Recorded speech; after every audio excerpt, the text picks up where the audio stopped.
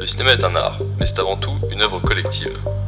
Et si nous mettons souvent en avant les acteurs ou les réalisateurs, on oublie néanmoins tous les métiers de l'ombre qui sont nécessaires pour fabriquer un film. Enfin ça, c'était avant. Bienvenue dans les métiers cachés du cinéma. Bonjour à toutes et tous et bienvenue dans ce nouvel épisode du podcast Les métiers cachés du cinéma où je reçois Guillaume Lips qui est étalonneur. Bonjour Guillaume et merci d'avoir accepté mon invitation. Oui, bien de rien. Bonjour à tous. Alors, pour commencer, est-ce que tu peux te présenter et nous vulgariser un peu ton métier? Oui, alors donc je m'appelle donc Guillaume Lips, je suis étalonneur ou coloriste, les deux termes définissent la même profession. Je le suis depuis maintenant, ça doit faire 35 ou 40 ans. Voilà. Donc j'ai commencé l'étalonnage sur de l'étalonnage vidéo, donc tout ce qui concerne de la télévision, en fait, donc tous les produits à destination de la télévision, donc que ça soit du documentaire, du film ou du téléfilm, ou du clip vidéo, ou de la publicité, mais rien qui ne soit, parce qu'à l'époque ça n'existait pas, donc rien au départ pour le cinéma, qui était étalonné à cette époque-là en photo chimique. Donc il n'y avait pas d'étalonnage numérique, donc moi je faisais un étalonnage vidéo qui se rapproche assez fortement de ce qu'on fait maintenant en numérique.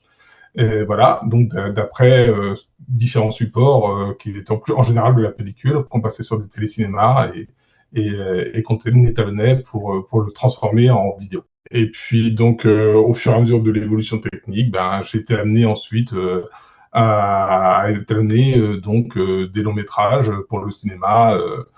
D'abord avec du retour au film, donc on étalonnait en numérique, on remettait ensuite l'image sur de la pellicule parce que la plupart des salles de cinéma étaient encore en projection 35 mm positif, et puis ensuite en étalonnage numérique pour de la projection numérique. Et pour toi, du coup, quelles sont les compétences et les connaissances principales nécessaires dans cette profession? Il y a beaucoup de choses, donc il faut avoir une bonne connaissance, il faut de la connaissance technique, c'est important, avant c'était indispensable, maintenant ça l'est un peu moins, mais enfin c'est quand même largement, je pense, largement recommandé et nécessaire. Et puis après, il faut un peu de connaissances historiques, de connaissances de l'histoire du cinéma et et une cinéphilie. Je pense que c'est quand même bien et important. Et puis après, il y a un sens artistique. Voilà, comprendre comment est composée une image, savoir traduire les desiderata du chef opérateur et du réalisateur, et pour donner le look du film et aussi assurer une continuité colorimétrique dans les différentes séquences. Et au niveau compétences, il y a des compétences techniques dans le sens avec des logiciels précis ou est-ce que c'est un peu le même logiciel pour tout le monde? Alors, très honnêtement, non, il y a plein de logiciels, mais en fait, les bases sont les mêmes dans la plupart des logiciels. Ce qui ressemble déjà beaucoup, beaucoup de logiciels proviennent de fabricants qui autrefois étaient des fabricants de matériel vidéo, notamment DaVinci, le plus connu, voilà. D'autres comme Bezlight n'ont jamais existé, ont toujours existé en cinéma numérique, n'ont pas existé avant. Voilà, mais DaVinci, c'était des appareils qu'on trouvait derrière nos télécinémas pour transformer une image film en image vidéo. Et donc, les outils de base étaient les mêmes, black, gamma, gain, et voilà, donc pour jouer sur le contraste, les noirs, les valeurs intermédiaires, les blancs, la saturation. Et avec ça, on faisait, et on fait toujours, je trouve, 90% de l'image. Après, maintenant, il y a évidemment plein d'autres outils, dont les fameuses fenêtres, etc., les masques, il y a plein de choses qui nous permettent d'améliorer, mais en fait, la base de l'image, c'est quand même ça. Et quand on connaît ça, je pense que ça, c'est vraiment important. Si on me demandait des choses importantes, pour moi, c'est important pour un étalonneur de connaître ça. Je vois beaucoup de gens qui commencent directement, qui apprennent un peu en autodidacte, On voit beaucoup passer de tutoriels sur YouTube, etc., avec des gens qui partent directement dans des plugins, des machins, etc. Pour moi, il y a quand même un apprentissage qui était nécessaire, qui est plus compliqué à faire maintenant, parce qu'il y a moins de laboratoires, il y a plus d'assistants. Donc nous, on commençait par passer des rushs, donc ça nous habituait à l'image, à voir toutes sortes d'images différentes, tournées dans des conditions différentes, etc., etc. Et ça nous apprenait quand même les bases. Et ensuite, seulement, on passait, on étalonnait des courts-métrages, et ensuite, on étalonnait des fictions complètes. Et pour revenir un petit peu dans le passé, est-ce que tu peux nous dire ce qui t'a poussé vers le cinéma et plus particulièrement vers ce métier d'étalonneur? Oui, j'ai commencé à faire plein de petites choses. J'étais intéressé par ce milieu, j'étais intéressé par l'image, j'étais intéressé par le cinéma. J'ai commencé par faire des tas de stages très différents, d'électromachinaux. J'ai fait des stages de montage à l'époque, en montage 16 mm en positif. Voilà, montage à l'ancienne. J'ai filmé des castings pour une directrice de casting, donc voilà, des castings de publicité pour la plupart. Et ensuite, je suis rentré donc dans un laboratoire. Et là, j'ai commencé à travailler comme chargé de post-production. Donc c'était les tout débuts. En fait, c'était la transition avec le début, l'arrivée de ce qu'on appelait le montage virtuel. Donc à l'époque, c'était la transition entre le montage qui se faisait anciennement avec de la pellicule positive, on coupait, on collait, et le passage avec un montage informatique qu'on utilise maintenant, voilà, un montage non linéaire qu'on appelait le montage virtuel. C'était les premiers systèmes qui arrivaient. Et donc tout le monde dans la chaîne, il y avait beaucoup de gens qui étaient un petit peu perdus. Et donc nous, on assurait le suivi de la post-production en fait pour un laboratoire.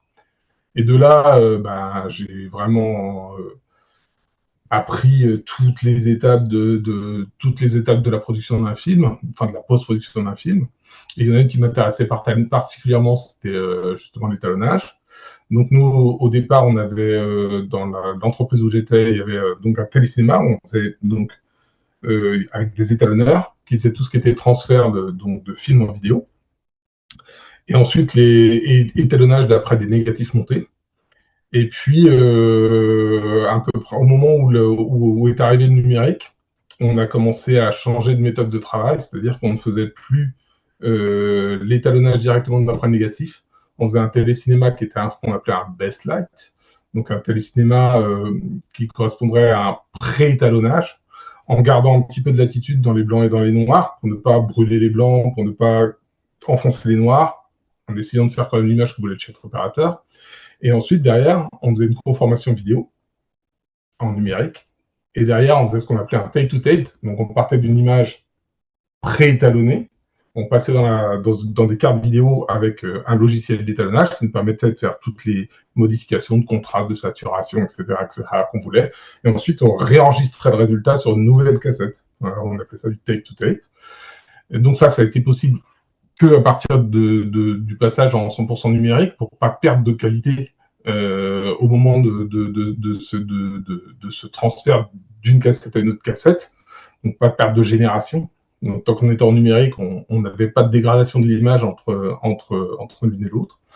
Et ça, en fait, donc cette opération, on l'a sous-traitée au départ parce qu'on n'avait pas de machine, on avait des télécinémas avec des consoles d'étalonnage, mais on n'avait pas de console d'étalonnage qui nous permettait peut-être de faire ce travail de cassette à cassette. Et quand on a acheté la première machine, on a acheté une machine qui s'appelait à l'époque un Digital Vision. On était les premiers à l'avoir en France, et donc j'ai pas mal débugué la machine avec l'importateur. Et donc au final, je connaissais parfaitement la machine, et donc naturellement, ils m'ont demandé, ça t'intéresserait pas d'étalonner du coup et de devenir étalonneur. Donc voilà, avec les étalonneurs qui faisaient du télécinéma qui m'ont formé à ça. Et voilà, j'ai commencé comme ça. Et du coup, télécinéma, tu as dit plusieurs fois ce mot. C'est quoi exactement? C'est une machine? Alors, une télécinéma, c'était une machine qui permettait on chargeait un négatif dessus, Et ensuite, ça transformait donc c'était une sorte de caméra qui filmait le négatif, pour faire simple. C'était un petit peu plus compliqué que ça, mais comme un scanner, si on veut, mais en temps réel. Et non pas qui transformait des images, qui prenait des images films et pour les transformer en images DPX ou autre, une suite d'images, mais qui prenait du film qui passait devant cette caméra et qui la transformait en un signal vidéo qu'on enregistrait sur une cassette. Et quel cursus, du coup, tu as suivi et qu'est-ce que tu recommanderais aujourd'hui à une personne qui voudrait se lancer dans cette voie? Est-ce qu'il y a une formation spécifique étalonneur? Alors, je sais qu'il y a des formations qui sont faites à l'INA, et puis maintenant, il y a plein d'autres organismes. Moi-même, j'ai fait des formations étalonneurs. Mais ce qui est compliqué, c'est qu'en fait, on peut donner... C'est très facile, enfin, c'est pas très compliqué d'expliquer les bases et d'expliquer les logiciels, comment ils fonctionnent, et les différents outils. Mais après, et c'est là que c'est un petit peu dommage qu'on ait perdu ce côté d'avoir des assistants et des étalonneurs, et ensuite les assistants qui deviennent étalonneurs. C'est que, pour moi, il faut étalonner pour apprendre à étalonner.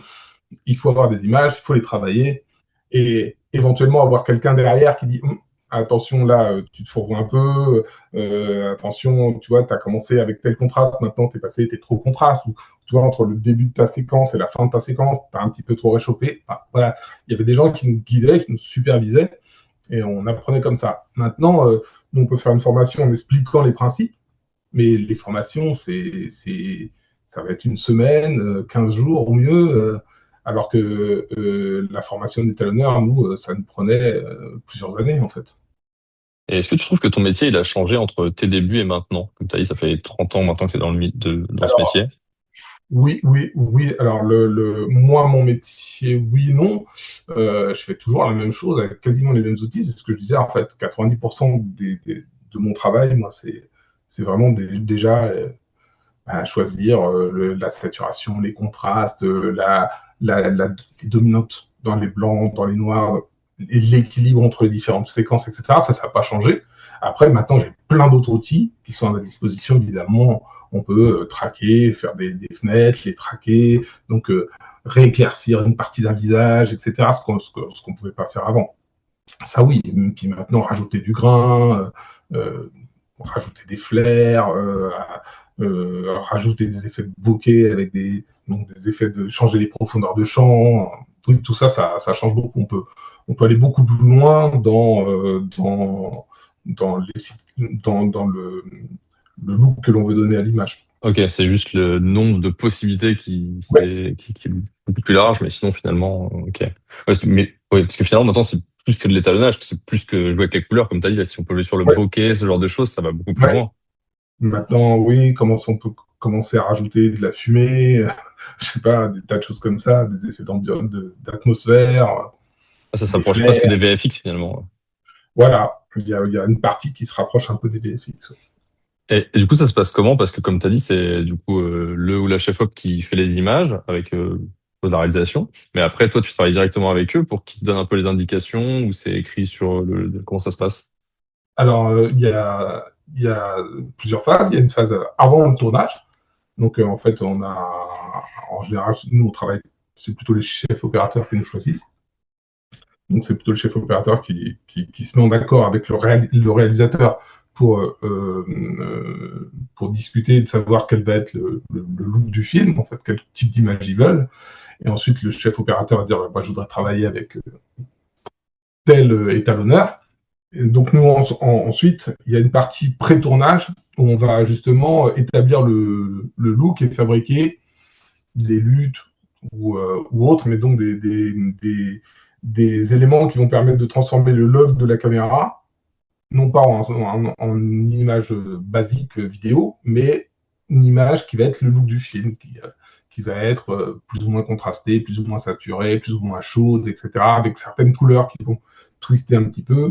Donc voilà, on met tout ça en place avec le chef opérateur. On établit donc en général des luttes, pour faire simple, donc des étalonnages qui vont être... donc c'est une lookup table, une lutte. Ça veut dire que ça dit tel rouge, je le transforme en tel rouge, tel bleu, je le transforme en tel bleu, etc. etc. Donc là, ça fait plein de points de convergence comme ça, et donc ça va transformer le contraste, la saturation, les couleurs pour donner une identité visuelle à notre image. Voilà. Une fois qu'on a établi ça, bah, eux, ils vont partir en tournage, ils vont utiliser ça pour avoir des retours plateau avec une image qui corresponde à ce qu'ils avaient imaginé. Ils vont tourner donc avec une image qui est en log ou en RAW, qui nous laisse énormément de possibilités de travail en aval, en post-production. Et donc, par contre, pour le montage, pour ne pas rester avec une image comme ça, donc c'est des images qui visuellement sont, tu as vu une image log, c'est comme si tu prenais un négatif, c'est-à-dire que tu vois une image extrêmement fade, extrêmement pâle. Et donc, c'est là qu'on applique cette lutte pour retrouver ce qu'ils ont vu sur le tournage et ce que nous, on a établi avec le directeur de la photo. Et donc, pour transformer ce log en une image correcte pour le montage. Et donc, ça va leur donner une copie de travail qui va être avec déjà un look marqué. Et à ce niveau-là, donc, quand le laboratoire va recevoir les rushs, ils vont soit simplement appliquer cette lutte pour obtenir ce résultat, soit en plus de ça, préétalonner un petit peu les rushs. C'est-à-dire qu'ils vont, en plus de ça, ils vont corriger s'il y a des différences, soleil, pas soleil, si à un moment on est en intérieur, on sort en extérieur, faire un petit rattrapage de diaph. Donc voilà, ils vont l'accompagner à l'étalonnage. Soit ils vont juste appliquer la lutte, soit ils vont aller un petit peu plus loin en préétalonnant les rushs. Voilà, pour obtenir une image propre pour le montage. Une fois que le montage sera terminé, donc ça, cette opération-là, c'est pas forcément l'étalonneur qui a mis en place les luttes et l'étalonneur qui va faire l'étalonnage définitif qu'il fait. Ça peut être justement un assistant et ça lui permet d'apprendre un petit peu le métier. Voilà, dans un laboratoire ou un DIT sur le tournage, c'est possible aussi. Ouais, ce que j'allais te demander justement, est-ce que tu connais un peu des DIT, tu travailles un peu toi aussi avec eux, parce que j'ai déjà interviewé des DIT aussi. Tout à fait. Donc il y a des DIT qui se contentent entre guillemets, hein, mais c'est ce qu'on leur demande. Soit ils sont simplement data managers, donc ils s'occupent juste d'appliquer des luttes et de faire les sauvegardes de disques, etc., etc. Soit quelquefois ils peuvent faire soit la partie étalonnage est faite au laboratoire, soit elle peut être faite on-set par le DIT. Et là, c'est vraiment un DIT, quoi. Donc, il va non seulement faire les applications de lutte, etc., mais il va aussi préétalonner un petit peu les rushs directement sur le plateau. Donc, soit cette opération est faite par le DIT, soit cette opération peut être faite par le laboratoire.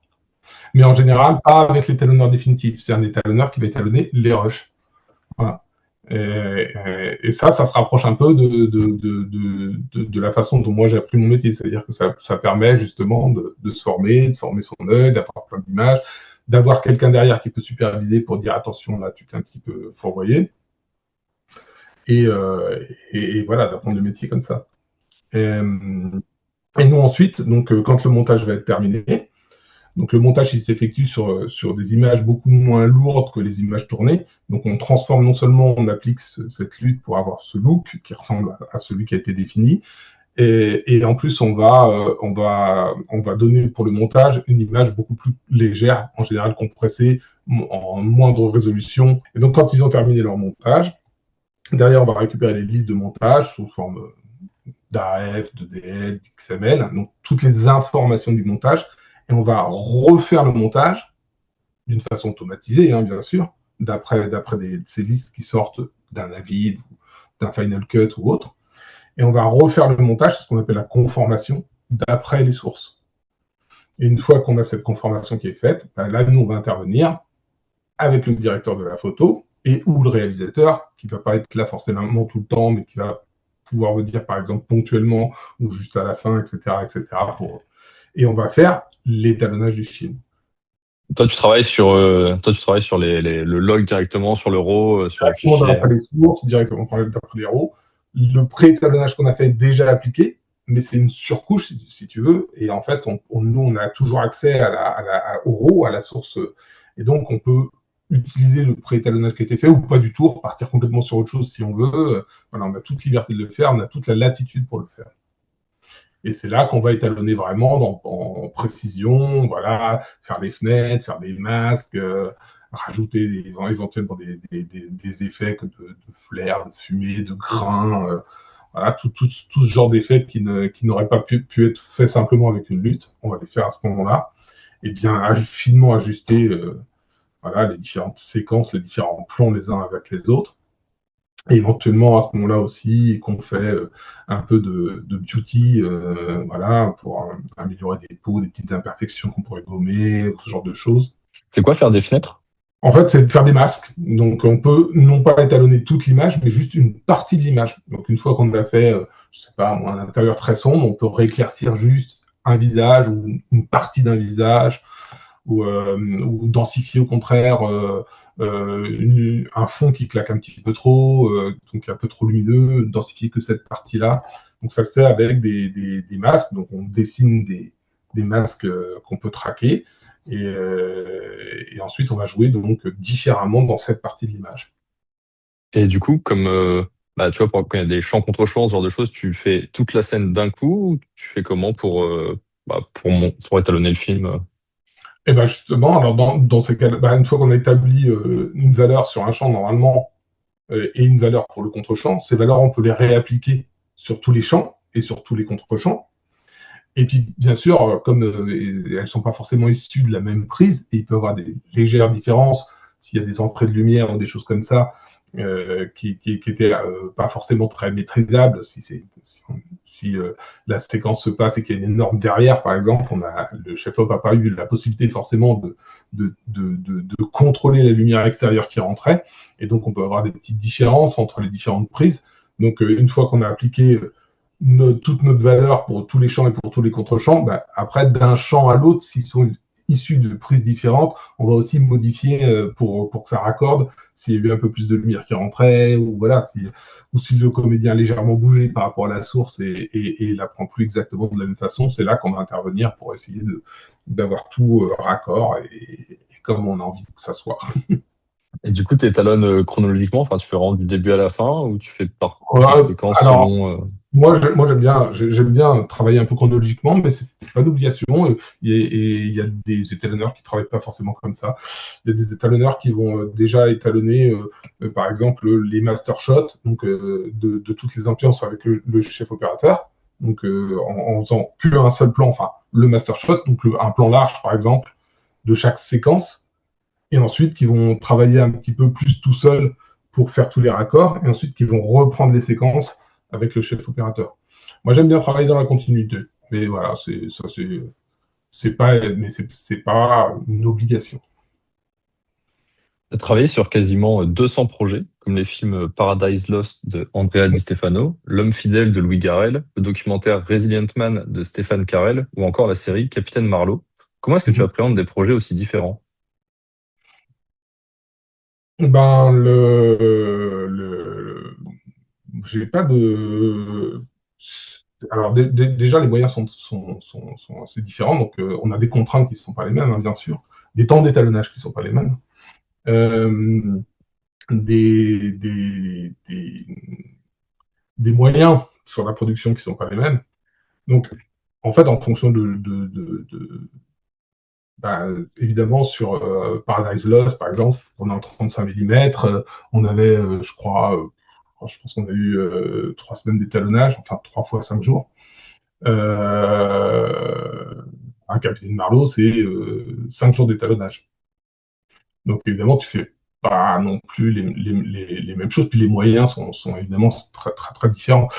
Et le public n'est pas le même, donc on définit, mais par contre, le principe est toujours le même, il y a une charte qui est posée, on veut tel type d'image, et puis, derrière, on, on fait avec le temps qu'on nous donne. En moyenne, c'est combien de temps l'étalonnage d'un film, un classique 90 minutes? 90 minutes, c'est 5 jours. Alors, en long métrage, pour un long métrage maintenant, grosso modo, la moyenne, c'est 10 jours d'étalonnage, donc 2 semaines de 5 jours, 10 jours d'étalonnage. En moyenne, hein, après, selon les projets, ça peut être un peu plus, un peu moins. Mais c'est un peu ce qui se fait. 90 minutes pour de la télé, c'est 5 jours d'étalonnage. Et pour de la série, un 52 minutes, c'est 2 jours et demi d'étalonnage. Voilà. Et après, voilà, sur certains projets, par exemple, on travaille sur Netflix ou sur Amazon, etc., c'est des projets qui sont quelquefois en HDR. Et donc, il y a une passe qui est une passe d'adaptation pour le SDR, donc pour la télé standard, en fait. Donc, le HDR, c'est High Dynamic Range. C'est pour des téléviseurs qui ont une dynamique en luminosité beaucoup plus importante que le standard. Donc, une télé standard, ça va de 0 à 100 nits, le SDR, et du HDR, pour faire simple, ça va de 0 à 1000 nits.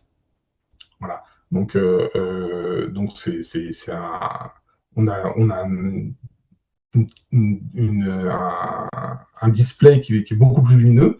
Et donc, quand on est talonné pour ce type de display, il y a une adaptation à faire pour le SDR et qui est une passe de ce qu'on appelle de trim et qui rajoute en général une demi-journée par épisode. Donc, sur une série à 52 minutes, si on est en HDR, en général, on a 3 jours au lieu de 2 jours et demi. Et c'est-à-dire que du coup, c'est toi qui travailles en HDR et ensuite, il y a une passe pour le rééquilibrer en SDR, en gros. Voilà, donc je ne vais pas rentrer dans les détails parce que ça serait. Mais voilà, il y a on utilise souvent, par exemple, Netflix utilise du Dolby Vision, et donc il y a une passe d'analyse de l'image qui est faite automatiquement, et le système te permet d'avoir une préadaptation automatique par rapport au SDR pour essayer d'avoir une image la plus proche de ce qui a été fait en HDR, pardon. Et après, tu peux, donc c'est ce qu'ils appellent la passe de trim, tu peux globalement, avec certains réglages, venir changer un petit peu. Si tu n'es pas satisfait de ce qu'a fait la machine en automatique, tu peux venir ensuite ajuster des réglages pour dire non, là je voudrais baisser un petit peu mes blancs, là je veux changer un petit peu, là je veux être un peu plus chaud, un peu plus saturé. D'accord. Et du coup, en effet, il y a que deux types pour et la salle de cinéma et la télé et les plateformes de streaming. Il y a que SDR, Alors, HDR. Il n'y a pas un non, troisième. là, je parlais que pour la télé, parce que Ah oui, d'accord. après, voilà, quand tu as du multi-deliveries comme ça, justement, donc c'est des espaces colorimétriques qui sont différents, et donc il y a toujours des petites adaptations à faire. Donc, en général, quand tu travailles sur du long métrage, donc tu travailles en projection numérique, et quand tu as fini l'étalonnage en projection numérique, derrière, tu vas faire une déclinaison pour le Blu-ray, pour la télé, pour les plateformes, etc. Et donc, alors soit simplement en SDR, soit en plus une version HDR, une version SDR. Et là, effectivement, tout ça, ça te rallonge un petit peu du temps d'étalonnage. Il faut faire des passes spécifiques pour ces différents formats. Quelle scène est, selon toi, la plus difficile à étalonner dans un film? C'est difficile de répondre, par exemple, au niveau temps et au niveau qui vont demander beaucoup de ressources. Par exemple, ça va être des scènes d'action, parce qu'il y a beaucoup de plans, c'est très découpé, et ça va être très chronophage. Et surtout, si tu vas avoir du multicam, donc avec des caméras qui vont avoir des focales différentes, si en plus de ça, on a mis de la fumée, sur une focale longue ou sur une focale courte, la fumée ne va pas se comporter de la même façon. Elle va changer aussi le contraste, la colorimétrie. Donc, pour que tout soit homogène et raccord, ça va demander beaucoup de travail. Mais c'est pas forcément plus difficile, mais c'est plus de travail. Voilà. Après, je sais pas, moi, des séquences, c'est vraiment en fonction aussi de ce que veut le directeur de la photo, etc. Par exemple, des scènes de nuit très peu éclairées, ça peut être assez difficile d'être juste et de trouver les bonnes carnations. Et comment est-ce que tu fais pour garder une vision fraîche, entre guillemets, après des heures d'étalonnage où tu regardes quand même plusieurs fois potentiellement le film? Alors, ça dépend beaucoup des étalonneurs. Il y a des gens qui ont vraiment besoin de se refaire les yeux, de sortir régulièrement, de voir de la lumière du jour. Moi, j'avoue que je suis plutôt un peu staccanoïste et je suis pas tellement, ça me fatigue pas tellement de l'œil, en tout cas, d'étalonner. Je peux faire. Alors, j'ai du mal à. C'est plus dans je peux ne pas faire ne pas. Au contraire, j'ai besoin. J'aime bien en général rester dans le film. J'ai pas besoin de faire des pauses. Je fume pas, donc j'ai pas besoin de sortir. Et j'ai tendance à rester vraiment dans la salle toute la journée. voilà, 8 heures par jour, hein, mais au-delà de 10 heures, ça devient difficile. Et comme tu as dit, tu es pas mal en collaboration avec chef-op, réalisation. Est-ce qu'il y a d'autres métiers avec lesquels tu bosses, justement, peut-être les métiers du son? Le son, un peu. Alors, quelquefois, c'est juste. Oui, quelquefois, le son nous demande d'avoir l'image étalonnée pour le mix, c'est quand ils peuvent, si ça se fait pas trop en parallèle, ou dès qu'on a fini, en tout cas, même quand ça se fait en parallèle, tu vois, si c'est une série, dès qu'on a fini un épisode, hop, on leur donne une image étalonnée, même si elle n'est pas complètement bref. Et quelque part, eux-mêmes vont anticiper, par exemple, pour si on a fait une nuit américaine, tu vois, donc une nuit tournée de jour et qu'on va passer de nuit, quelque part, pour eux, pour mettre des ambiances, des choses comme ça, ils ont besoin d'avoir une image un petit peu def, tu vois, pour voir à quel niveau de nuit on est, si on est en soir, ou si on est en plus nuit, ce genre de choses. Quand on a changé vraiment l'image par rapport à l'image qu'ils ont eux en référence, ils nous demandent sur, très rapidement d'avoir l'étalonnage ou en tout cas de savoir ce qu'on va faire là-dessus, jusqu'où on va aller. Voilà. Donc ça, c'est arrivé, ça, comme ça, ponctuellement, que des mixeurs nous disent attends, telle séquence, vous allez faire quoi exactement? Parce que nous, on a un truc très clair, mais je sais que le réalisateur voulait faire une ambiance plus tamisée, etc., etc. Et ça peut être important pour eux, pour le son, parce que c'est pas l'ambiance sonore va être complètement différente du coup. Après, dans les autres corps de métier, bah, on est souvent en contact avec les effets spéciaux. Voilà, parce qu'ils ont, eux, pareil, et nous et eux, quand on fait un compositing, bah, ils ont besoin de savoir ce qu'on va faire en étalonnage. Quelquefois, on a besoin de pré-étalonner les plans. D'autres fois, on les pré-étalonne pas, mais on leur fait, on leur donne une lutte spécifique de l'étalonnage qu'on a fait sur le plan qui va être utilisé en VFX pour que eux ils puissent matcher correctement les éléments qu'ils vont rajouter en 3D ou en incruste pour que ça matche avec notre image. À quel niveau tu as un peu carte blanche où peux être libre de proposer des choses, tu vois, genre, parce que en fait, tu as des directives du chef de la réalisation, mais toi, si tu te dis, ah, peut-être que là, ça pourrait être pas mal comme ça et tout. Bien sûr, souvent, il y a même il y a des directeurs de la photo qui ont vraiment des idées extrêmement précises de ce qu'ils veulent, et il y en a d'autres qui disent, bah, au contraire, voilà, justement, bah, non, vas-y, fais-moi une image, propose-moi quelque chose, puis ils disent, ah ouais, c'est pas mal, mais fais voir si c'était un peu plus froid, un peu plus saturé, ah ouais, j'aimerais, donne-moi une autre proposition, ah bah, on va aller plutôt par là, mais en le changeant un petit peu, en rajoutant un petit peu de jaune, en changeant un peu le contraste, tu vois, que les bleus soient un petit peu plus cyan, etc. Tu vas modifier et ensuite, voilà, une fois que il a dit, ben voilà, c'est ça qui me plaît, et ben une fois que tu as trouvé le look de la séquence, et après, toi, tu raccordes tout. Et ouais, donc en effet, il faut vraiment avoir l'œil pour voir que ce look-là, faut l'appliquer à tout le film et tu sais ce que tu as fait comme modification sur tous tes petits outils. C'est pour ça que souvent, c'est pas systématique, mais quand même souvent, des directeurs de la photo aiment bien travailler avec un ou plusieurs, mais un ou deux étalonneurs, mais d'avoir un peu des gens récurrents, parce que voilà, on connaît le goût de l'autre, on sait comment il travaille, etc., etc. Et donc, ça va plus vite de lui faire des propositions. On sait déjà un petit peu dans ce qui va leur plaire. Ouais, c'est vraiment un travail d'équipe, c'est vraiment un binôme Ouais, étalonneur chef-op. ouais, vraiment. Ok. Est-ce que tu peux me dire comment se passe une journée type pour toi? De la façon la plus simple du monde. Je vais, voilà, je vais le matin au laboratoire. Donc, je travaille en général, même si j'ai un petit peu de matériel chez moi, mais évidemment, moi, ça, c'est juste pour toi, justement, établir des buts ou des choses comme ça. Mais voilà, à part ce genre de petites choses, sinon, je vais donc travailler dans des laboratoires. Et ben donc, voilà, je sais que là, pendant, je sais pas, là, bientôt, là, dans une semaine, je vais aller faire 2 épisodes d'une série. Et ben, je vais aller à 10 heures au laboratoire. Je vais faire toute ma journée, je vais étalonner. Et en général, donc, j'étalonne, moi, j'aime bien sur les séries, comme en plus je connais bien, enfin, tu as fait plusieurs saisons avec 12 épisodes, tu connais bien quand même le look de la série.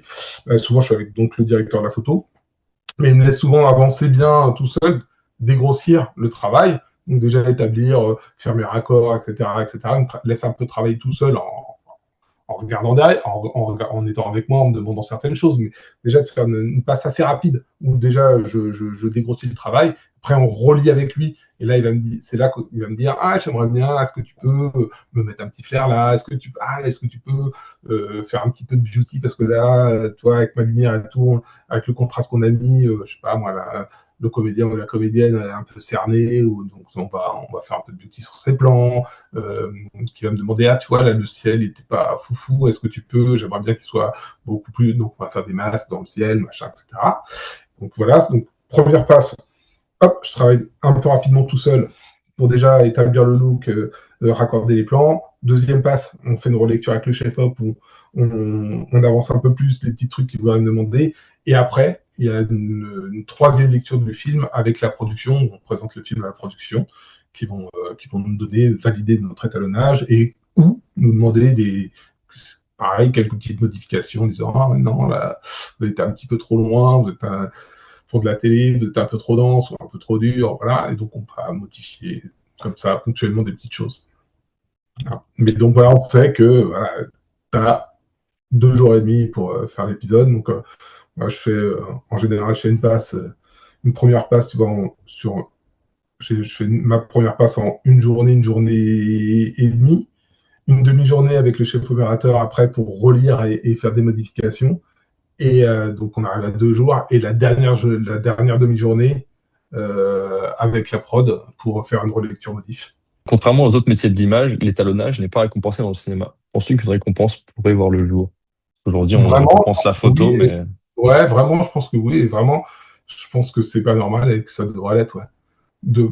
On est, si tu veux, pour moi, on est à l'image ce qui est un mixeur au son. C'est-à-dire que t'as la prise de son, t'as le musicien, etc. Et après, t'as le mixeur qui va harmoniser tout ça, mettre plus de. Ben, nous, c'est pareil, en fait. Le directeur de la photo, c'est lui qui fait l'image, bien évidemment. Et derrière, toute l'harmonisation, etc., c'est le même métier, en fait, je trouve, à l'image que le mixeur. Simplement, comme au départ, donc au cinéma, l'étalonnage, c'était très très limité. Donc quand on était en photo chimique, c'est ce que je te disais, tu pouvais juste faire rouge, vert, bleu, densité. Plus quelques petits procédés photochimiques comme le sang blanchiment, etc., qui permettaient de changer un petit peu, les choses. Mais en fait, les possibilités d'étalonnage étaient quand même relativement limitées. Mais contrairement au mixage, qui avait déjà beaucoup de possibilités, tu vois, de rajouter des pistes, etc., de la reverb, de monter telle piste, de baisser telle autre. Donc, eux, ils avaient déjà beaucoup. Donc, traditionnellement, le mixage a été très tôt récompensé, mis au générique, etc. Alors que, tu vois, quelquefois, même au générique début, tu as le mixeur, alors que l'étalonnage, à l'époque, en photochimique, c'était vraiment. Et même encore maintenant, on a un petit peu arrêté de ça. Ça commence à changer un peu, mais on est un petit peu relégué au fond avec l'équipe technique, tu vois, vraiment technique, avec le laboratoire, quoi, voilà. Donc ça change un petit peu maintenant. Mais j'aimerais bien, ouais, je trouve que ça serait normal qu'il y ait un César de l'étalonnage. bah, c'est ça, soit au moins, tu vois, que la meilleure photographie, ça pourrait presque le binôme, quoi, finalement. Ouais. Parce que de ce que je comprends, vous êtes vraiment un binôme, vous établissez, enfin, lui, il l'a peut-être fait au niveau du tournage, mais quand même, tu l'as sublime, enfin, tu fais en sorte qu'elle prenne vie vraiment Oui, tout à fait. En plus, je pense que les chefs opérateurs poussent un peu de ce côté-là, parce qu'eux, ils sont très conscients de l'évolution de nos métiers et qu'on a quand même qu'on fait beaucoup plus de choses maintenant qu'avant. Je te dis, ça vient du fait que nous, on faisait déjà ça, mais en vidéo pour de la télé. Dans le film, avant l'étalonnage numérique, les possibilités étaient quand même bien de transformer l'image étaient bien moindres. Je pense que c'est pour ça qu'il y a toujours dans le cinéma ce petit déficit de reconnaissance de l'étalonnage. Mais les choses changent quand même. Ah ouais, donc toi, finalement, t'es appelé à quel moment? T'es appelé dès le scénario, enfin, dès que ça va Alors, se faire, ça c'est vraiment. Ça commence à venir. Il y a quelques longs métrages qui font, quelques séries. C'est encore. Moi, souvent, quand j'étais jeune, des séries pour France Télévisions, bon, on a quasiment pas d'essai. Hein, Ils vont tourner donc quelques essais en laboratoire, voilà, pour tester la caméra, vérifier que tout marche bien.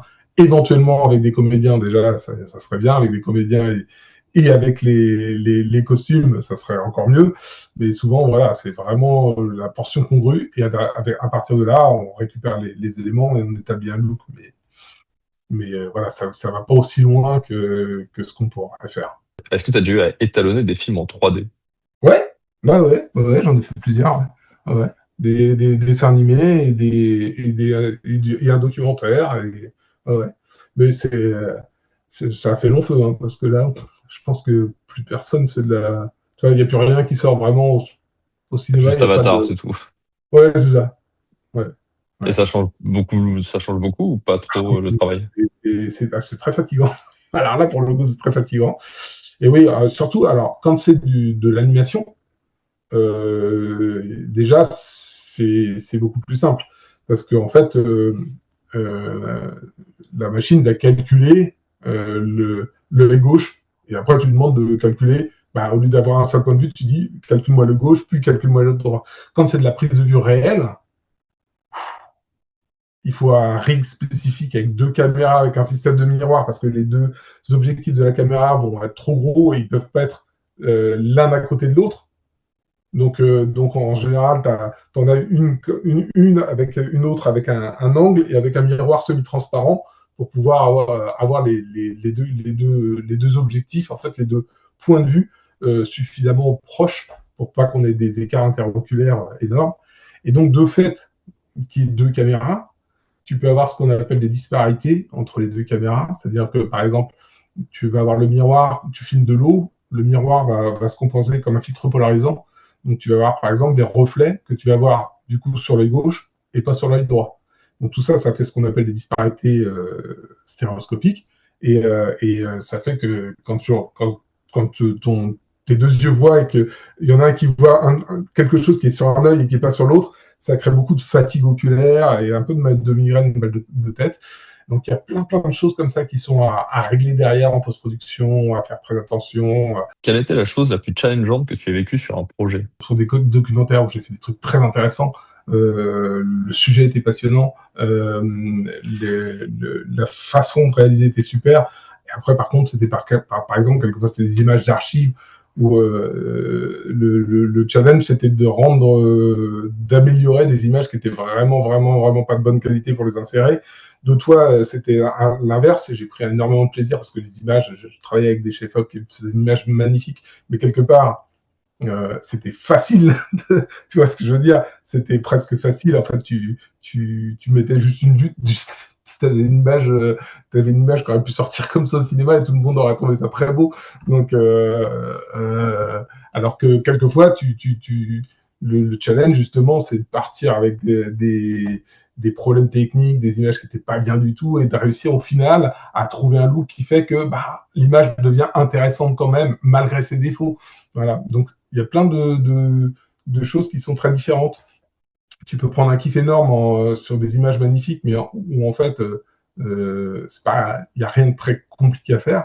Et tu peux prendre un énorme kiff à avoir réussi à sauver des images qui à la base étaient vraiment pas super et les avoir rendues en tout cas possibles, en tout cas intéressantes à regarder. Soit c'est des choses très différentes.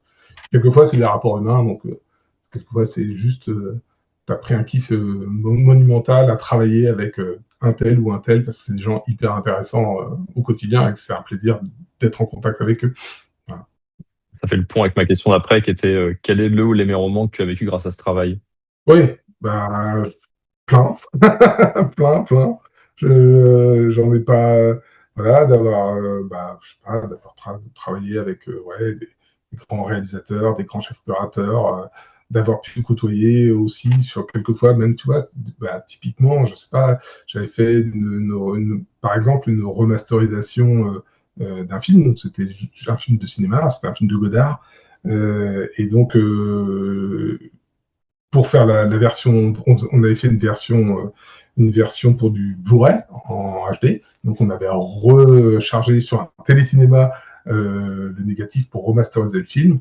Et j'ai eu la chance du coup de rencontrer Raoul Coutard. C'est des bons moments, tu vois, c'est quand même des choses super sympas.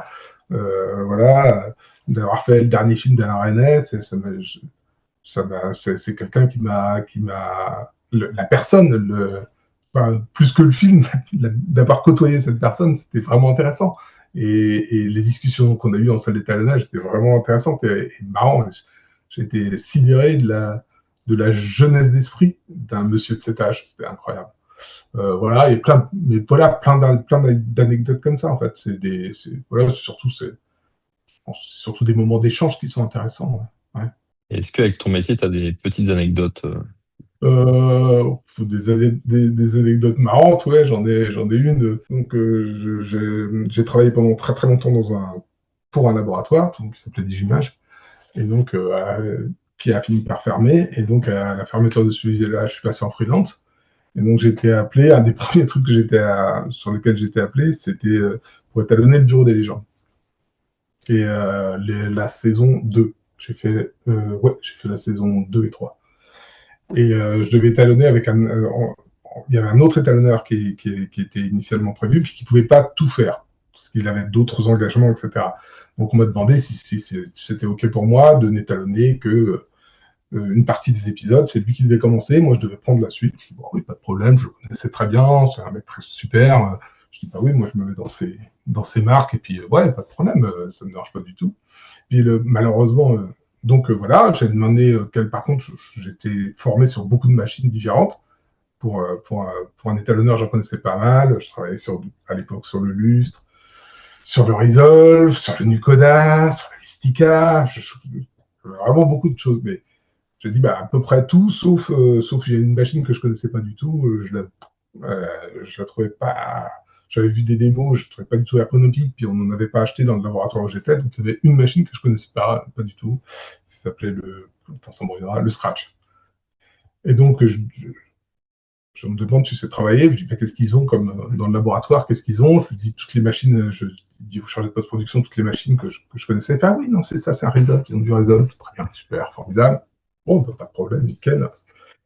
Et puis, on m'a appelé en catastrophe parce que l'étalonneur qui devait faire la première partie, finalement, a eu un petit accident de scooter. Voilà, pas grave, mais bon, il pouvait pas assurer. Et donc, on m'a appelé vraiment le dimanche soir pour le lundi en me disant, est-ce que tu peux finalement tout faire et commencer lundi? Je dis, oui, pas de problème.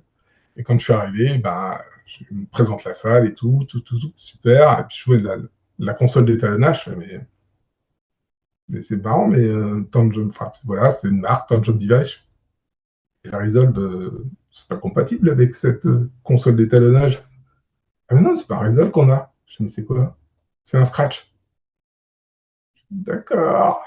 Et donc, j'avais jamais étalonné de ma vie sur cette machine. Et ça répond à ta question de est-ce que les machines sont si différentes que ça? Non, en fait. Oui et non, mais voilà, la base, c'est la même. Et donc, voilà, ils m'ont demandé est-ce que tu t'en sens capable? Je dis, je sais pas. Amenez-moi la personne qui a fait les rushs. Je dis, montre-moi juste sur le logiciel, parce que voilà, Black Gamma Gain, tout ça, la saturation, les machins, ça je sais faire. L'étalonnage, je sais faire. Montre-moi comment on fait sur cette machine, comment on fait une patate, enfin, comment on fait un masque, comment on le traque, comment on fait un resize, comment on met l'image en mémoire pour en réappliquer l'étalonnage. Enfin, voilà, 2-3 trucs de base qu'il m'a montré. Je dis OK. Donc maintenant, on commence à étalonner. Et puis, j'ai dit au chargé de post-production, en milieu de journée, voire à la fin de la journée, je te dis si c'est mort ou si c'est OK, je vais continuer. Sachant que voilà, je vais être plus lent. En tout cas, sur le premier épisode, va falloir un peu de rap, ça va être un petit peu plus long. Et puis ça s'est très bien passé. Et puis voilà, j'ai fait toute la saison et j'ai fait les saisons d'après. Voilà, pas de problème. Donc, Maintenant, t'adores Scratch. Non, pas du tout. je crois que je suis même pas sûr qu'elle existe encore, cette machine. Et du coup, quel autre métier du cinéma penses-tu n'est pas assez mis en avant et qui pourrait faire l'objet d'un prochain épisode? Il y a d'ailleurs un métier qui est nouveau, qui apparaît et qui commence à se développer, c'est le métier de color scientist. Voilà, ça c'est quelqu'un qui va, comme justement maintenant, comme on en parlait un petit peu, les workflows de post-production sont de plus en plus compliqués. Donc, une sortie pour du DCP, donc dans un espace colorimétrique, le P3, etc. Une sortie pour la télévision en SDR, en Rec 709. Une sortie pour Netflix en Dolby Vision. Quelquefois, une sortie même pour le cinéma en Dolby Cinema, qui est l'équivalent du Dolby Vision pour le cinéma. Tout ça fait que il y a plein d'espaces colorimétriques différents. Et pour avoir une image cohérente et qu'il n'y ait pas dans ces différents espaces, et que par exemple, de la même façon, du coup, nous on va faire une lutte, mais les rushs vont être vus par exemple, une fois en HDR, une fois en SDR. Certains vont avoir des moniteurs HDR, d'autres pas, etc., etc. Et donc, pour l'établissement du look et pour vérifier que le pipeline colorimétrique soit vraiment cohérent et qu'il n'y ait pas d'erreur, il y a un nouveau métier qui est le métier de color scientist. C'est un spécialiste des espaces colorimétriques et du color pipeline qui vont assurer la cohérence de toute la chaîne de post-production. Merci beaucoup, Guillaume. Mais de rien. Merci à toi. Merci beaucoup d'avoir écouté cet épisode des métiers cachés du cinéma. S'il vous a plu, n'hésitez pas à vous abonner, mettre une note et un avis sur votre plateforme d'écoute préférée, et je vous donne rendez-vous prochainement pour un nouvel épisode.